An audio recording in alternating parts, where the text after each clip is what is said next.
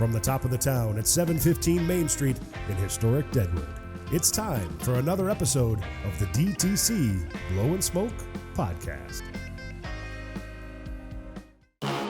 Ding dong, they just think they are. Another little wannabe gangster trying to play hard. Hello and welcome to episode number 52 of the Deadwood Tobacco Company Blow and Smoke Podcast. My name is iCandy Randy, and yes, I'm wearing the same shirt I did 2 weeks ago. There's no way we shot this the same day we shot the intro for number 51. It's weird. It would never happen. But look, joining me, the same people.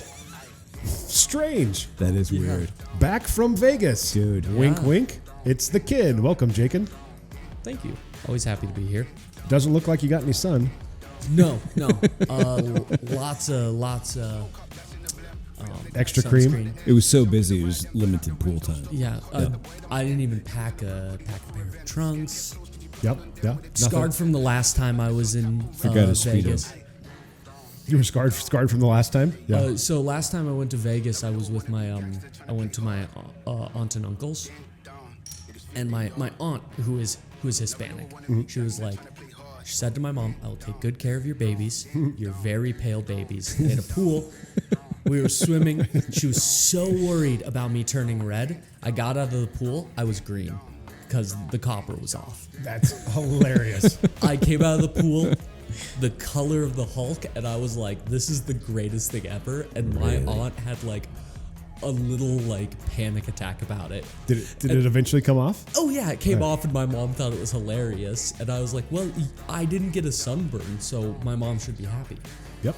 Well, I think we can let the cat out of the bag. Fresh from Vegas and his trip to the drive-through wedding chapel. Congratulations on your nuptials. Thank you. I did choose the same one my parents did. Yep. Which is a true story. If you hadn't heard that, they did get married at technically eloped, right? I mean, legally married. I guess eloped is the right term. 1995. We actually, my wife was like, man, do I really want to go through all the details? And so she actually looked into the stretch limo with the jacuzzi in the trunk. And then you wear like this cellophane rubber like tuxedo and dress and pull in, and the guy just comes out of this little ramp and does it while you're in the pool. Oh yeah, my mom was dressed in a pair of like overalls. There you go. When it happened. Yeah. Look at overalls. Him. Yeah. I mean, happily married 20 some odd years later. Yeah. Yeah. Get her done. Yeah. Well, congratulations. I hope that you and Lupe are doing well. Who knew you could go to Vegas and find a little Latin girl? You just hang out the sand dollar enough, you'll find one looking. That's for what love. happens. Perfect. And, of course, behind the board, mixing and mastering is the preacher, Ethan. How are you doing? I'm great. Thank you very much. Awesome. Well, we're going to talk a little bit about vacations because we do. Kid just got back from his, even though it was a working vacation. Stash, as we know, takes one about every other week. But Ethan, you're up next. Haven't left the shop in quite a while. I mean, when we went on our fruitless adventure to find Bert Kreischer. Yeah. BertBertBert.com. Get your tickets. Tops Off World Tour right now. We're going to keep this up, Kreischer, until you come on this goddamn podcast. That's right. That's the first time you've been anywhere for a while, but you're heading out. Tell us where you're going and what you're going to be doing. Yeah, we've got friends from back at Iowa State. We don't get to see them very often. And then we also have another couple that live on the big island of Hawaii. Mm-hmm. And so we're going to fly out. We're all going to get together on the big island. But before that, my wife and I are going to spend 3 days on Kauai, which is like if you're a landscape photographer, man, that is the place to go. So I've got this epic map all charted out on west side, east side. We're going to take a helicopter doors off trip up the northwest side, and it's going to be fantastic. So I have a feeling, because I saw how much gear you brought to Wyoming, that it's going to be like Ethan's going to have two pair of shorts, 2 shirts, and 70 pounds of camera gear. That backpack gets heavy, and I can't fit it all. So I got to reserve some space in the main case for drones and stuff like that. Awesome. Yeah. Very cool. Yeah. So it's a little bit of relaxation, seeing some old friends, and also some shooting, right? Yeah. Very cool. Any plans for it, or just whatever, for the finished product, or just kind of see what you get? Yeah, I've never been. We've been to the Big Island before, and I got some. I mean, you're talking about the best beaches in the world. Kauai is a little more rustic. I've never been there. I'm excited to go and shoot, man. Get in that 80-degree water and snap away. And then I have heard, because I have never been either, that not very cigar friendly in general. What's your plan for that? Because we know how much you smoke on a daily basis. Dude, so when we were on the Big Island, I'm like, how come, right, every day is perfect. Mm-hmm. Why are there not more cigar smokers? And so I had to call around. We're in Kona, right? Biggest city on the Big Island. Mm-hmm. And I called up one place that also sold wine and spirits. I'm like, you guys have a decent size? Absolutely. Great humidor. I went in. It's a little stand-up deal with like 12 cigars. And I'm like, this is right. I need to start a little mobile thing or something, right? Yeah, you're going to pack some in then? I could franchise this thing out. There you go. I've got to take some, right? Oh, yeah. But it's always fun to pick up some when you're on the road. So very good. Yep. So speaking of, we'll start this where we normally start stuff before I start asking questions about vacations. Mm-hmm. What are we smoking? Kid, you go first. What'd you choose for episode 52? A La Aurora 107 Nicaraguan. Is that because of our next guest? It might be. All right. So tell us a little bit about the 107. 107, it's a Nicaraguan Habano wrapper instead of an Ecuadorian. Nicaraguan Puro, which makes it very interesting from La Aurora, a traditionally Dominican company. It's not crazy heavy. I would say maybe like in that more medium, mild to medium range. Floral, bit of spice in there. Mm-hmm. Kind of just a nice, pleasant smoke. Something I reach for a lot with La Aurora when I'm working. Very good. And Ethan, what did you choose for 52? La Aroma de Cuba, Connecticut. Cream and nuts, man. Cream and nuts. Very good. Very good. And since we obviously did not shoot this right after the other one, I went with Tatuaje lighter one. I went with the Monopole number 1. Very similar. A little bit of white pepper. Very creamy. Nice and easy, considering I just smoked the Tramp Stamp about 25 minutes ago.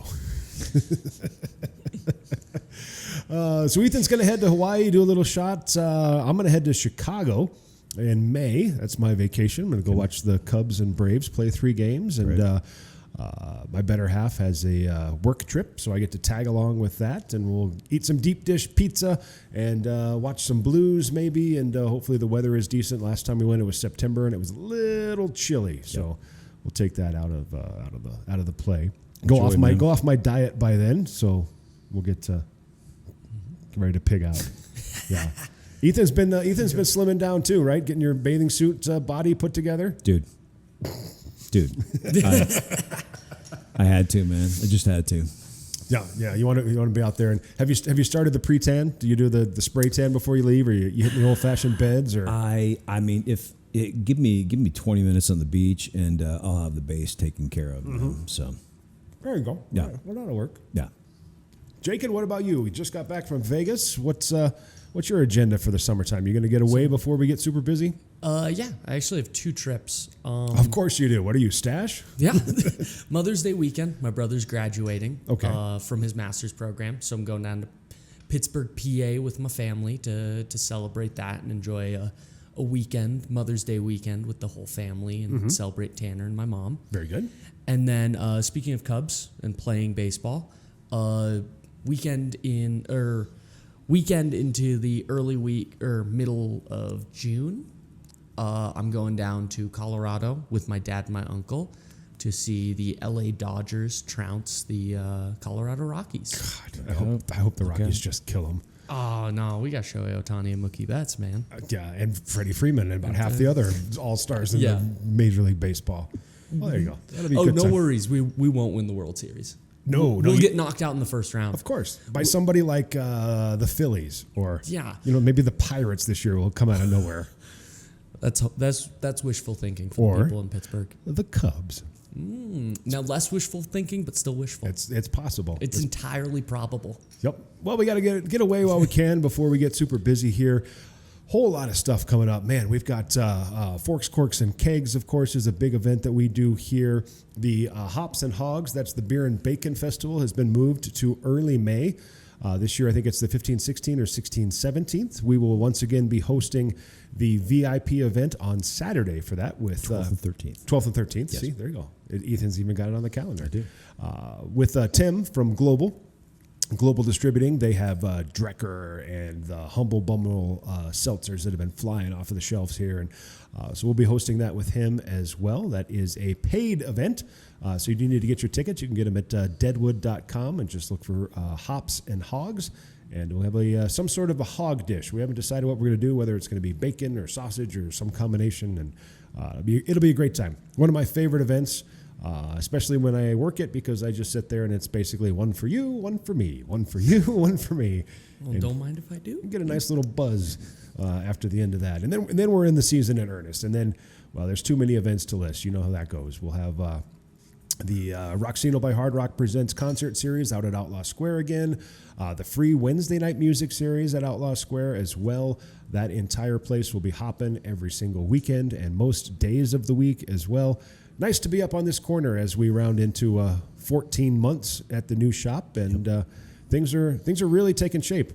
Fewer and fewer people are stopping in and saying, "Hey, you guys used to be down in the basement, right?" Like, yeah, it's going to take them a few years though, Dude.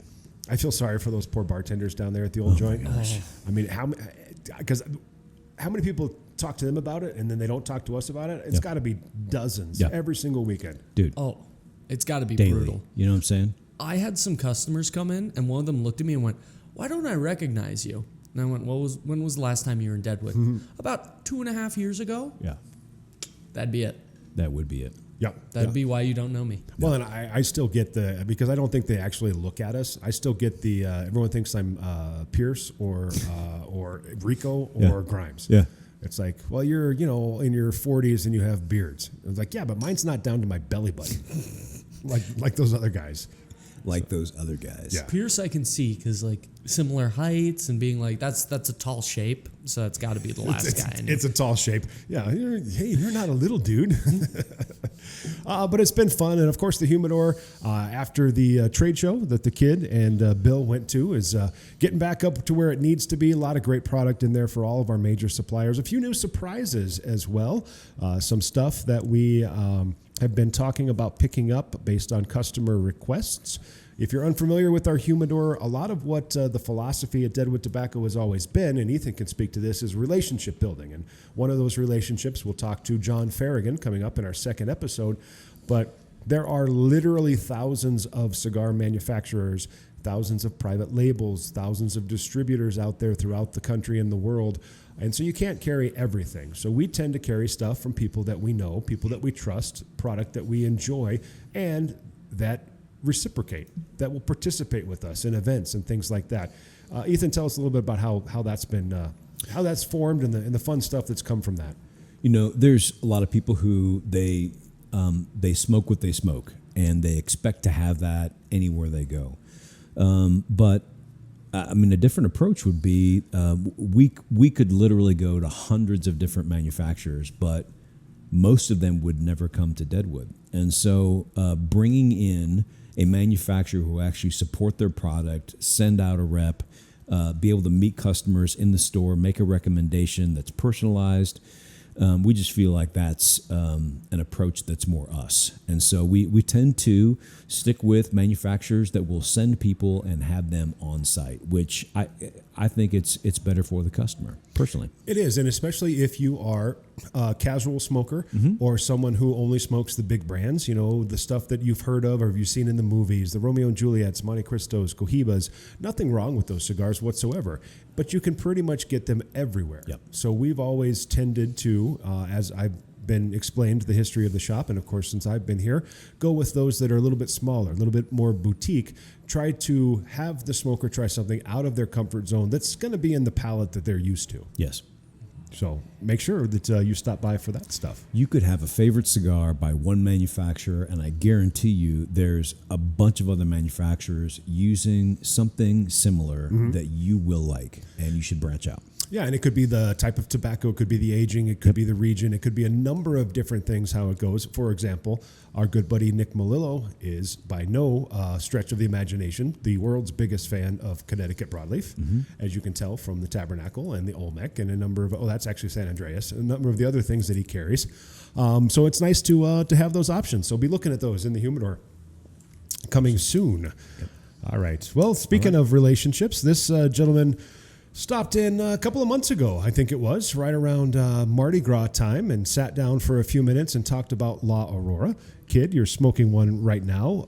Tell us a little bit, because you, by all indications, know way more than the rest of us in the shop. Tell us a little about the La Aurora line. The La Aurora line. Mm-hmm. So they have... Do you have a favorite? Ooh, a favorite? Favorite of all time has to be the Sapphire Perforitos. Okay. Connecticut shade wrapped. Yep. Just really great. Perfect for very early in the day when you have no food in your system. Barely even, you don't even need to do a cup of coffee with it because there's so much nuance and depth to that smoke. Mm-hmm. My everyday smoke from them, though, is that 1985, which is their tobacco time capsule, part of their tobacco time capsule line. That is a Brazilian Maduro wrapper, very rich and deep sweet flavors. But that's kind of the fun thing. And people don't know about the documentary that they did. I think it's an hour-long deal. I don't know how accessible it is, but I'll have to post a link if I can find it on that whole line of cigars that come out of the DR. And I think if you have any interest in cigars, period, go to La Aurora's website, pick a random cigar, and scroll through, and they will have 3 frequently asked questions for each one. Yep. It is a wealth of information for new cigar smokers. Us here at the shop, we carry 3 very specific lines from them, and that's your tobaccos of the world, which are the 107s. Mm-hmm. So Nicaragua, U.S., Ecuador, they do a couple of others. The time capsules, which is going to be the 1987, 1985, I believe 1962 is their Corojo, and 1903 is their Cameroon. And then we also have the Perforitos, which we carry those in the Perfurito sizes only. What do the dates stand for? Dates stand for the first time they use that type of tobacco in that. So 1903, they started out with Cameroons. But the Perfuritos, I know they're rolling out new shapes and sizes other than just your double Perfurito. They're actually rolling out Robustos and Toros, things that might be a little bit more accessible to the new smoker on those flavor palettes, which is just kind of a great way to get your hands on them as well. Absolutely. And we'll have even more specifics coming up in just a little bit. Make sure you check out deadwoodtobacco.com. Of course, on YouTube is where you're going to find this podcast, DTC Blow and Smoke. Subscribe, like, comment, and share. Let everybody know about the fun stuff we have going on here. And in just a few, we will have John Ferrigan from La Aurora Cigars with more details about what he has to offer, new products coming your way. First time he was in the shop, and I believe, as Jakin told us, the Latin lover was impressed. Latin lover John Ferrigan. John Ferrigan, La Aurora Cigars is coming up. DTC, Blow and Smoke Podcast.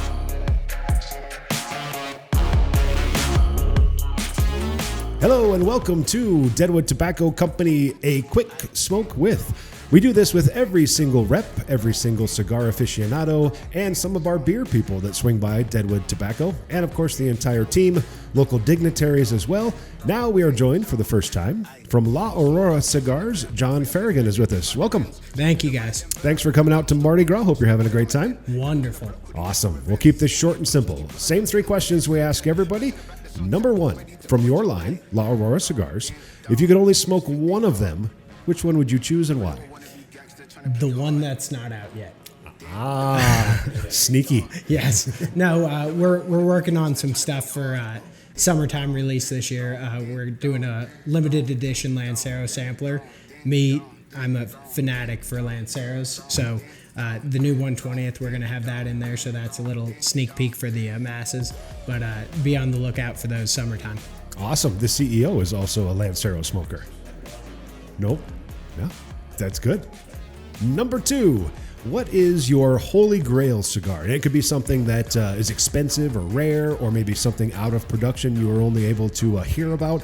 What would be the one cigar out there that if you could get your hands on, you'd really, really enjoy? So when I left the industry for 3 years, I took a hiatus. I went to the liquor industry, and I always gravitate towards Tatuaje.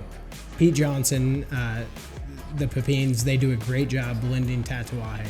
Nicaraguan, his palate is similar to mine. Mm-hmm. It's very old world style, complex, smooth, nothing too crazy in your face, but his El Triunfador Lancero is my go-to.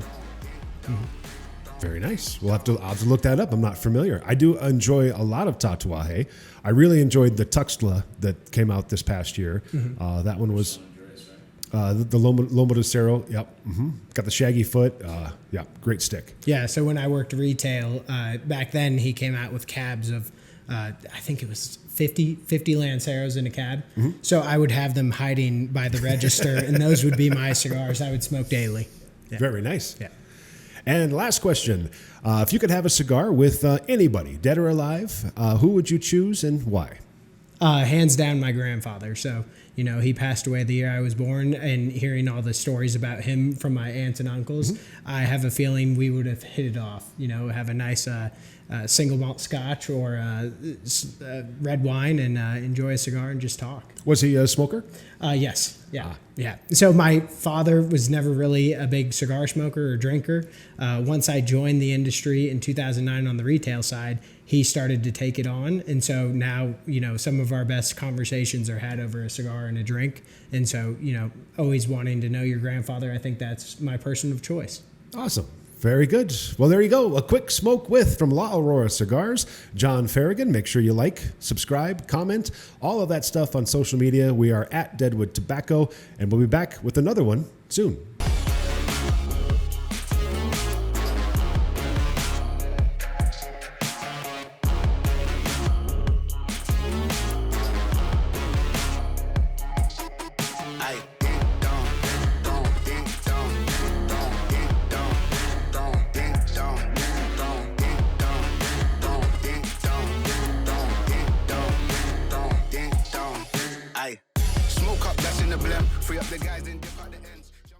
Hello and welcome to a special edition of DTC Blow and Smoke. Joining us for the very first time from La Aurora Cigars is Mr. John Ferrigan. John, welcome to the podcast/video short. Thank you for having me. Absolutely. Thank you. So we're shooting this on Mardi Gras weekend, 2024, and you were in a little bit early, and we appreciate that yesterday for our chamber mixer. First impressions, what do you think of the place? Beautiful shop. I mean, I traveled to lounges, cigar bars, cigar lounges, all different spots throughout the U.S. This is beautiful. Vaulted ceiling, stage for live music, beer selection, wine selection, top notch. Awesome. Very good. We'd like to hear that.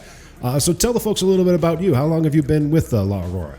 So La Aurora, I came on September 2022. I'm the national sales director. So myself and Ed McKenna, our CEO, came on board in 2022 to build out kind of the new La Aurora. Our new footprint in the U.S. We're establishing a sales team and a sales force. Departed from Miami Cigar, and so now we're in-house and having some fun. Oh, very good. I didn't know that. So La Aurora was originally distributed through Miami? 26 years with Miami Cigar Company.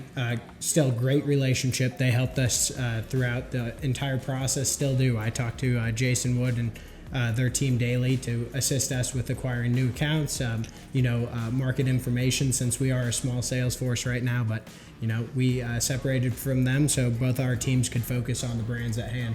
Very good. And my first introduction to La Aurora was when I started with the team about a year ago. Before the shop was open, we had a few weeks where we were between physical locations. So we went to Wild Bill's house and started learning about cigars and smoking. And he started us off with the La Aurora Double Preferido. In all the various wrappers, all the various 6 varieties of that. Is that correct? 6. Yep. And of course the broadleaf. That's a very, very near and dear to my heart now. Then it was a little rough for me.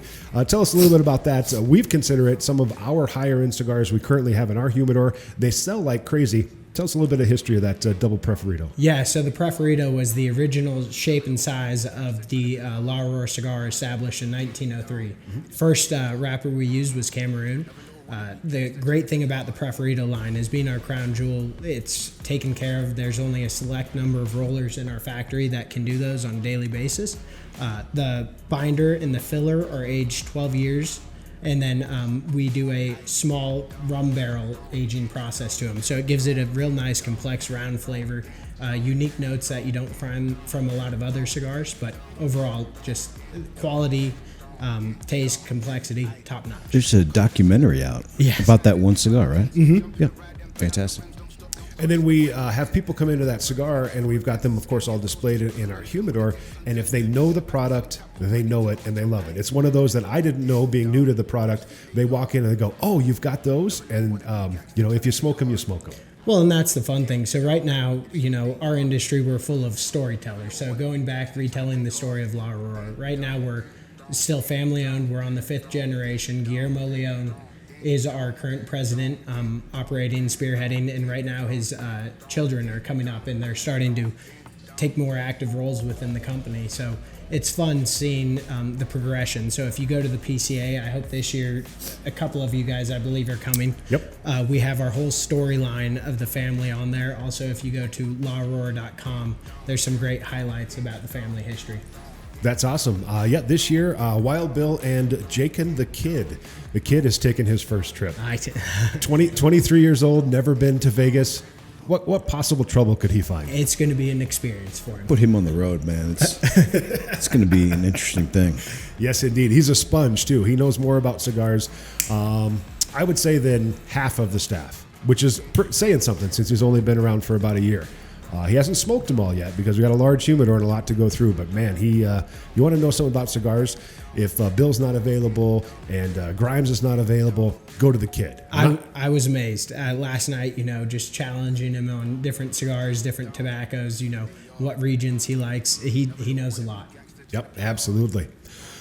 So tell us a little bit about your role as the national sales manager.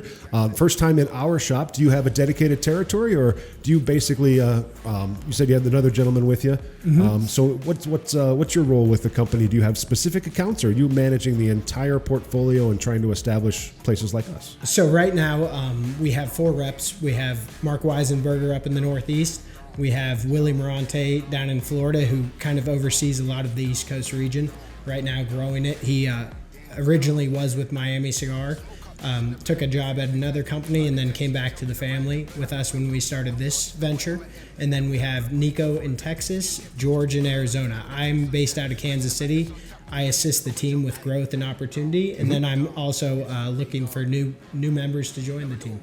Very good. And you've known Wild Bill for a while. Tell us about how you guys met. Oh, since 2009. I was working at a shop in Kansas City, and Wild Bill came in and was basically the one to, he introduced me to the industry. He broke me in. Very good. And now look at you. You're in the brand new shop in the metropolis of Deadwood, South Dakota. Yes, it's one of those things. Bill called and he's like, "Hey, would you like to come up for an event?" And Bill's one of those guys. You drop everything and you show up. So very good. And you're staying here in town. So what's your first impression been of Deadwood so far? It's a town that has my heart. So Vegas is kind of like, if there was a city to describe me, it'd be Vegas. But walking up and down the main street today, my eyes were open and I was like a kid on Christmas. Saloons, casinos, and everything you could ask for. Yep, and you've got a couple more days, so you can maybe make a trip up to Wild Bill's grave and Bullock and kind of check the history out. And we talked a little bit earlier about the brothel history. I think you found that a little bit interesting. Yeah, it's funny because you hear stories of this town. I know there's a show about Deadwood. I haven't seen it yet, but I've heard a lot about it. And so just being able to come and, it's this building we're in was from 1903, the same year our company was established. So that's cool. Getting to see, the architecture, the bones, and the story behind this whole town it's a blessing. So it's fun. So we've talked a little bit about the Preferido, the flagship cigar. What's new and exciting in the La Aurora world? What can we look forward to for the rest of 24? So the newest would have been released last year at the PCA, the 120th Dominican Puro, medium to full body.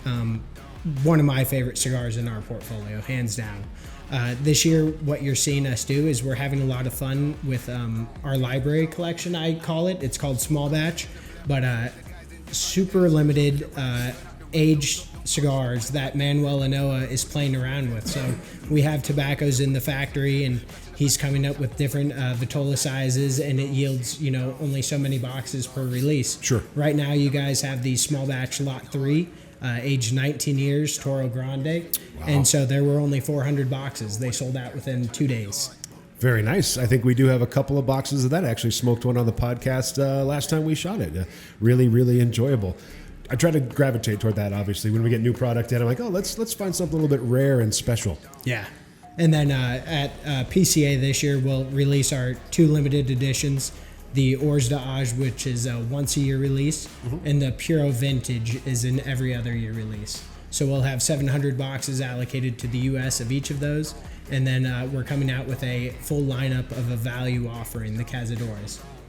And so, what is the philosophy for La Aurora moving forward? We're happy to have you here at our shop, and obviously with our tourist trade, we do a fairly good business during the summertime. We're a little bit slow this time of year, but what do you see the future of La Aurora in the next few quarters? You know, right now it's building the foundation of La Aurora. The cigars you have in your humidor are what I consider the true core business. So you have the time capsules, which have 4 different blends to them. Then you go up to the 107 line, which is tobaccos of the world. So you have an Ecuadorian, Nicaraguan, and USA. And then from there, you go up to the anniversary lines, which would be the 120th, the 115th, and then from there, the Preferidas. Those are the crown jewels. So we like to see those in every account. They display very well, but also it tells the story. Very good. All right. Well, anything else you'd like to add before we jump on to a quick smoke with? You know, it's in your local markets. If you haven't seen us, go online, laaurora.com. Say, hey, looking for your cigars in this market. I will be there as soon as I can. But again, come to Deadwood. Come check out Deadwood Tobacco, and you'll have a good time. And Ethan and I are assuming open invitation in Kansas City when we want to come see some blues. Whenever you want to come down, barbecue and blues. All right, we'll take it. Yeah. John Ferrigan, everybody, La Aurora Cigars. Make sure you check them out when you come to the Humidor at Deadwood Tobacco Company, 715 Main Street in the Masonic Temple, right across from the Franklin Hotel. Thanks for spending a little time with us. We're looking forward to the rest of Mardi Gras. Hopefully we'll have some beads thrown around, nice parade coming up, and all the other fun activities. John Ferrigan, everybody. Perfect. I'm just going to keep rolling. All right. Now for the hard part.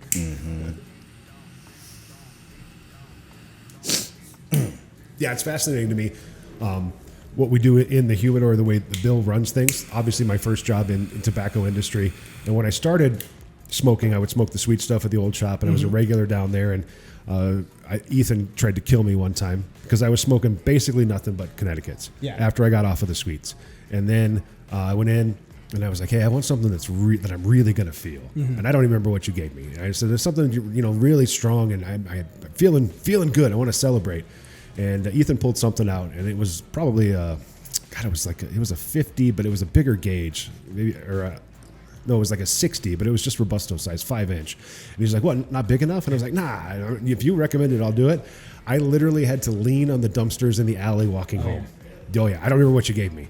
We're talking like 3 years ago. Yeah, it was special. Yeah. So for me, when people come in, never smoked a cigar, they're like, what would I like? So what I do is I decipher where their palate's at based on what they eat and what they drink. If somebody drinks champagne, eats fish, you're going to be a Connecticut smoker. You don't look for those, nuances of tobacco or chocolate or pepper. So I stick you there. Midwest person who likes steak and potatoes, you're going full body. If you like a dark, rich coffee, full body. So I try not to push people to flavors first. I let them try the spectrum of where I think their palate is. Sure. And then they go to flavors. Yeah. Yeah, if you're being a dick to Ethan, hey, smoke this. Yeah. We know we're not going to see you again, so fuck off. So are you a beer guy at all? Yes. Okay. What, not even specifically from your line, but just from my personal, I have a hard time getting people, because I'm a big IPA guy. I have a hard time getting a cigar that will balance with an IPA that either isn't dwarfed by the hoppiness or counteracts it. What would be your kind of go-to? What's your... For an IPA, I typically go towards more Cameroon or Corojo. The Cameroon having kind of that nutty caramel sweetness to it lays really nice with the hoppiness, and then the Corojo having a sweeter spice. There's elements to each of those that really play well with a hoppy beer. So I stay away from the big Maduros, something full body. You can go mild Connecticut, but then again, you don't taste the cigar. Sure. So I think Cameroon and Corojo kind of play the best to that. Good. That's, yeah. It's always been a difficulty of mine because we've got a lot of IPA drinkers who are getting more into cigars, and I'm just like, I don't want to kill them with the cigar, but I want them to have that balanced experience. It's easy with the dark stuff, man. That's a piece of cake. Oh, that's super And, easy. and then the easy, the pale ales and the lighter stuff. That's simple too. It's those IPAs that are tough. IPA, I definitely, and that's so more citric forward like a West Coast. I would do Corojo. The nice brightness of that IPA with that sweet spice, great balance. And then with an East Coast style, I do a Cameroon. Sounds good. You guys produce everything out of the Dominican. Yes. Even all your Nicaraguan wines. Yep. So we have a beautiful factory down there. You guys should actually do a podcast down there one year. Yes. It'd be amazing. Yep, absolutely. So we have family museum. So the Leon family again is extremely important family in Santiago. That during all the transitional, political statuses throughout the political climate in Dominican Republic, the Leon families have always protected the tobacco industry. So instead of have it state controlled, everyone controls their own input output, and it's up to them what they're doing with their tobacco. So The factory's in Santiago. Santiago, yep. And then you guys have got your own fields or you farm out? So we do have our own fields, and then we do source in tobacco from other countries. Awesome. Never little wanna be gangster trying to play hard. Ding dong, they just think they are. Never little wanna be gangster trying to play hard. Ding dong, ding dong, ding dong, ding dong, ding dong, ding dong, ding dong.